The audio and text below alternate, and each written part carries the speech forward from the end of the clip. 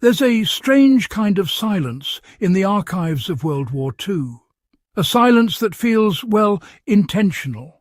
Because while the world remembers the tanks, the battles, the speeches and the nations reshaping the globe, the real secrets of survival, the gritty, ingenious tricks soldiers used to stay alive, were swept under the rug. Not because they were unimportant, but because they were a bit too effective, too unconventional, too raw. And today we're pulling them back into the light. Welcome back to Legacy of Survival, where history isn't dusty, it's dangerous. And if you stay for the next few minutes, you'll discover 5 World War II survival techniques so clever, so game-changing, and so off the books that some militaries would have preferred people forgot they ever existed. Let's jump straight in.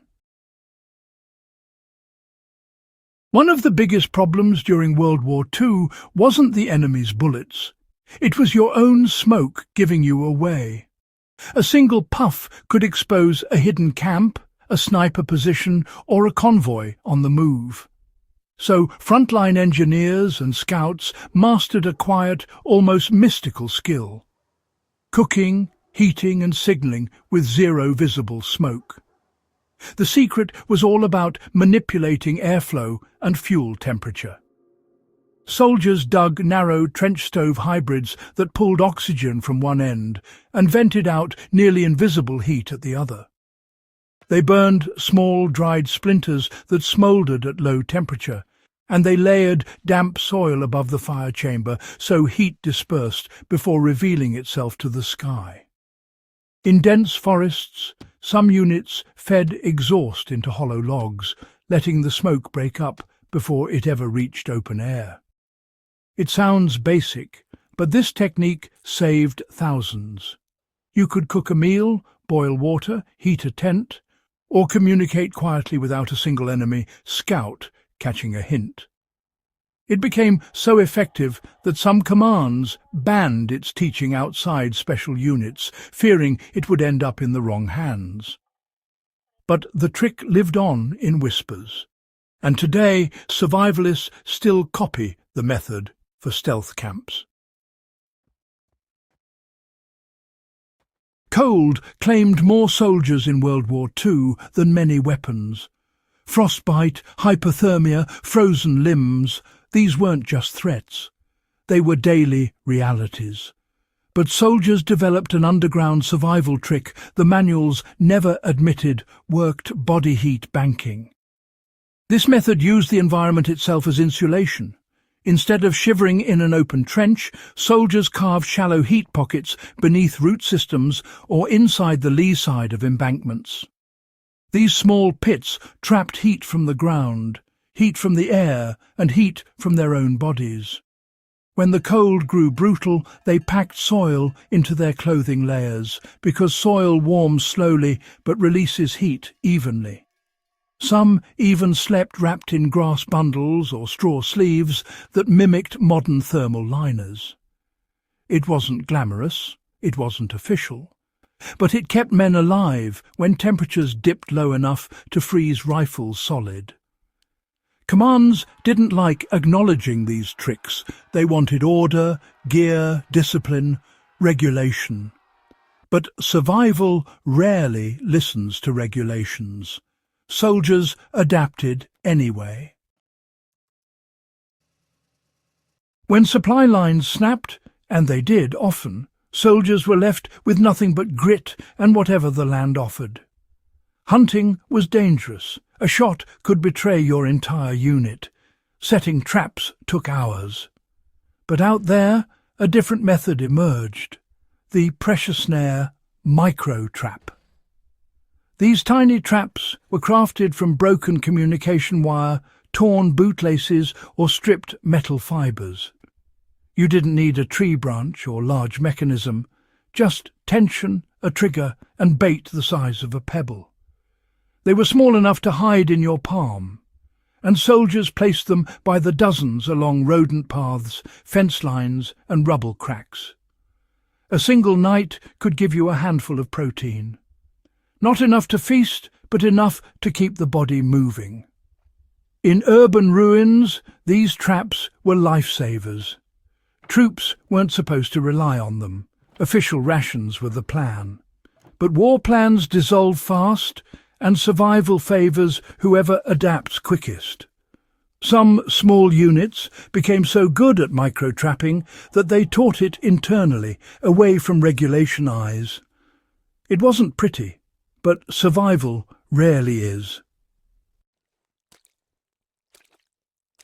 Not all movement in World War II was marching. Sometimes it was slipping, quiet, invisible, right through enemy lines. Special patrols developed a method known informally as ghosting, a pattern of movement so effective that certain commands restricted its teaching to elite reconnaissance. Ghosting meant moving in broken, unpredictable rhythm. 1 step, stop. 3 steps, pause. Slow lean, fast shift, silence. It mirrored the natural noises of forests and ruins, wind, branches, stones. At night, soldiers ghosted along the edges of shadows, never inside them. Shadows move, edges stay stable. That stability makes you invisible. The trick also involved breath discipline. When closing in on enemy lines, you breathe through fabric, through sleeves, through scarf layers, to muffle the sound created inside your own skull. Even heartbeats feel loud when danger is close. It was a survival art. Some commands feared teaching it widely, because if the enemy ever mastered it too, perimeter security would collapse. But some soldiers carried the skill home and used it for hunting, exploring, or simply navigating the world with heightened awareness. Water was the lifeline of every soldier. But when units were cut off, standard purification kits ran dry.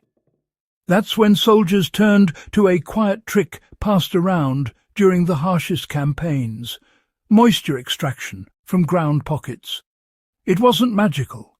It was science, born from desperation.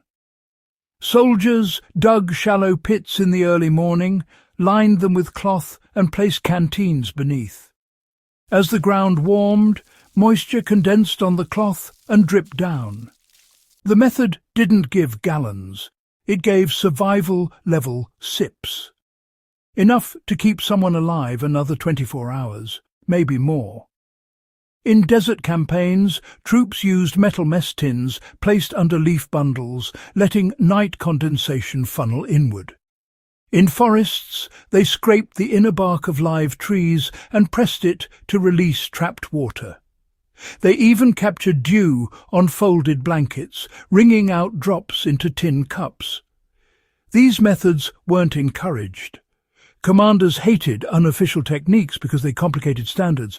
But when the world is collapsing and supplies are gone, unofficial knowledge is the only knowledge that matters, and those who mastered it lived longer. When you look back at World War II, the battles often overshadow the brilliance of the individuals who fought them. Not the generals, not the planners. The ordinary soldiers who learned to bend the harshest environment to their will just to see the next sunrise. These tricks weren't taught in classrooms. They weren't stamped in manuals. They weren't meant to survive history. But they did. Because when human survival is on the line, ingenuity becomes unstoppable. If you want more forgotten survival knowledge, more hidden history, and more tools to sharpen your mind and your instincts, make sure you subscribe to Legacy of Survival, tap that like button, and share this with someone who loves thinking smarter and surviving tougher. There's a lot more coming. Stay sharp.